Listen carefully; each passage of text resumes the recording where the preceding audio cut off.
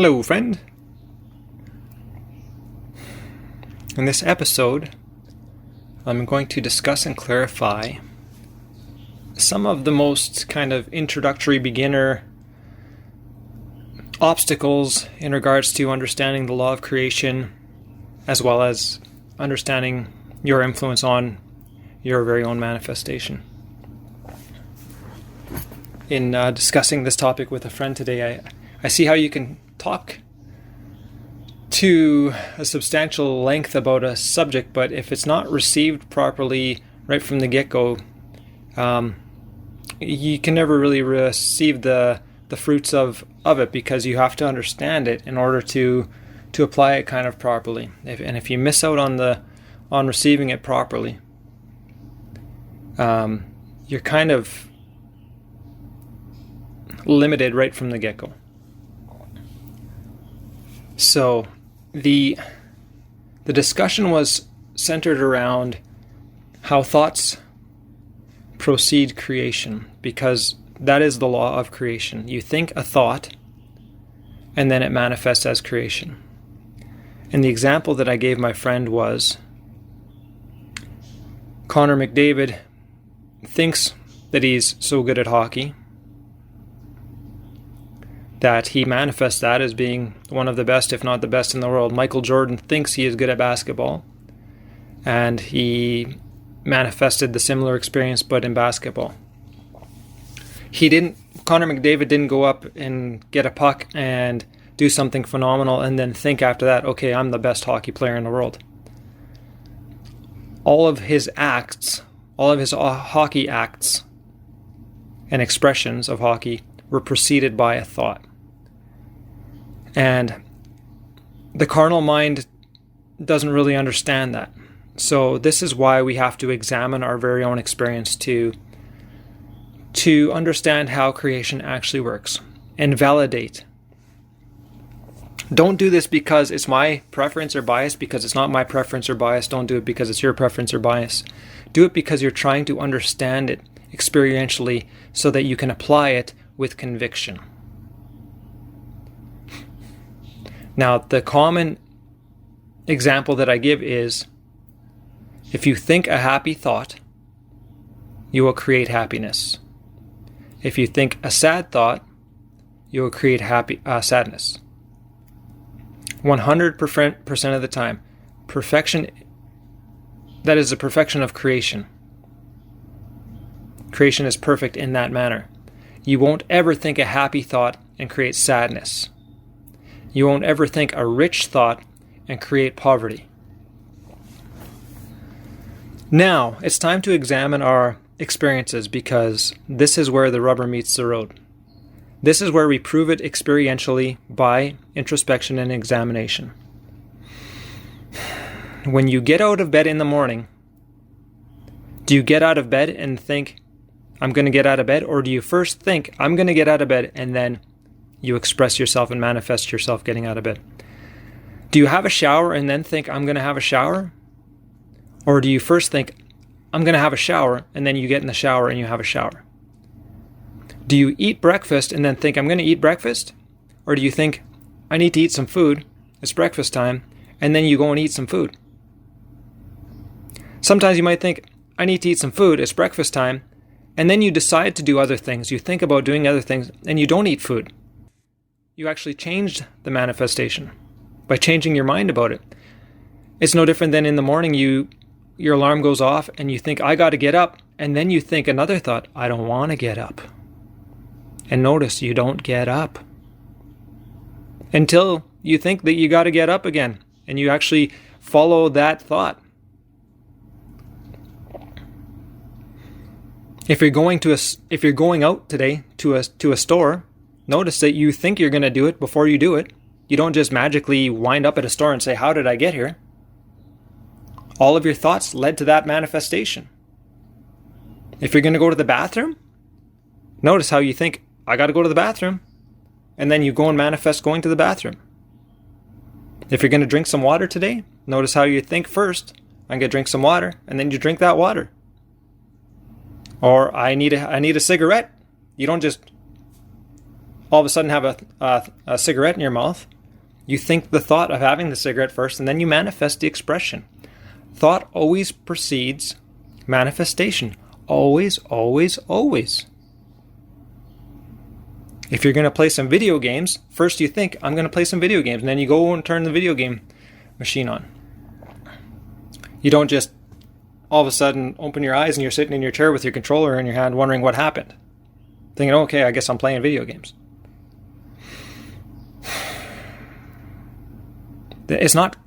Creation is not chaotic. What's happening next is what you're thinking now. You're leading your experience. You're transforming it by the thoughts you are thinking right now. If you want to play video games all day, all you got to do is think about it and do it. And just allow yourself to do it. Don't resist it.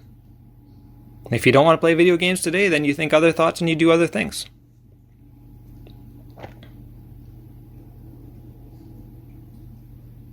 If you're going to eat breakfast, do you have to think, am I going to be successful at it, or doubt that I'm going to do it?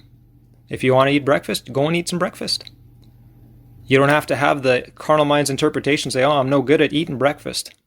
Or, I'm really good at eating breakfast. You don't even need to consider such things. Just hold it in mind and it will manifest. So this might seem repetitive, but it's important for anybody to understand, because until you really get that you are leading your experience with every thought that you are thinking. Everything that you're doing today, you're going to think before you do it. That's how you're manifesting it. And if you thought about doing other things, you'd be doing those other things. It's undeniable.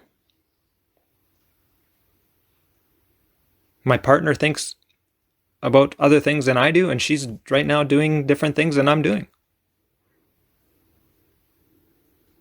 Every once in a while, we think about doing the same thing, and we do that same thing. Curious. It's not curious. That's the perfection of creation validating itself. Thought precedes manifestation. Everything you're going to do today is preceded by a thought that you think. Once you understand that, harness it and apply it. Think thoughts that you would be preferring to experience in other ways rather than in your limited experience that you've been allowing the carnal mind to recklessly influence with doubt and limitation. Step into your creative power and think deliberately. Do it over and over again. How long do you need to do it? Until it's done. Persist. Persist in the end is something that I believe Neville Goddard would say.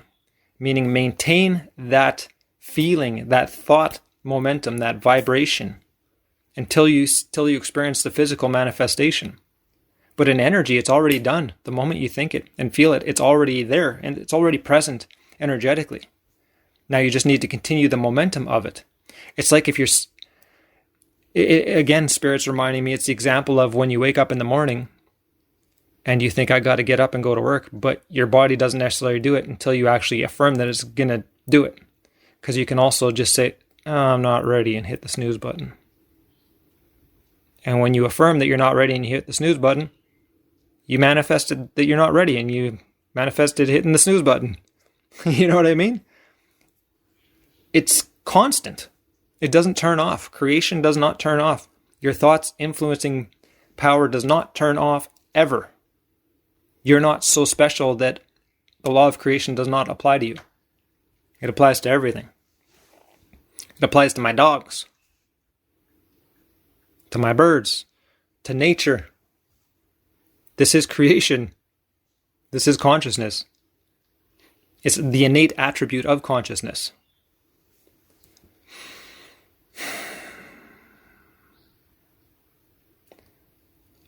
Please examine this if you're inspired to get this at a depth. This isn't meant to be a belief.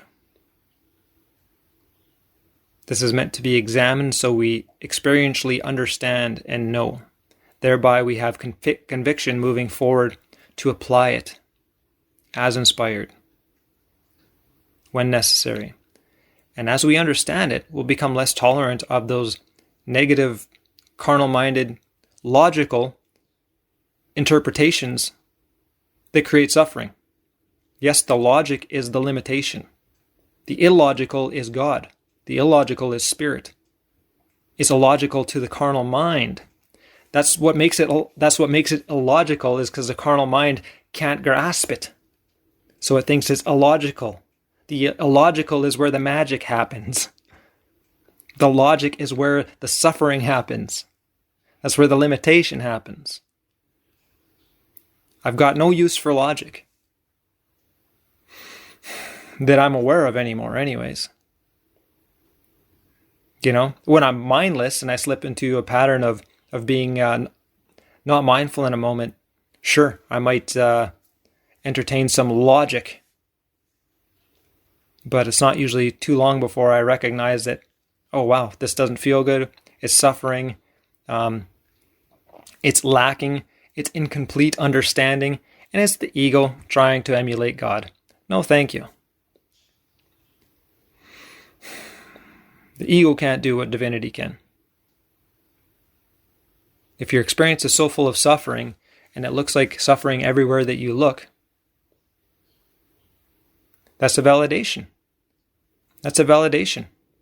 Time to change up how you're doing things. If you want something different, you have to do something different. If you continue to do what you've always done, you'll continue to get what you've always gotten.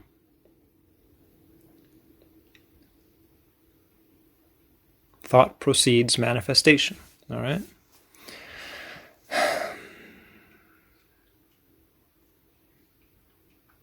We'll leave it right there, my friends. Have a wonderful day. This is crucial. Crucial to you being effective and deliberate with your manifestations. Crucial.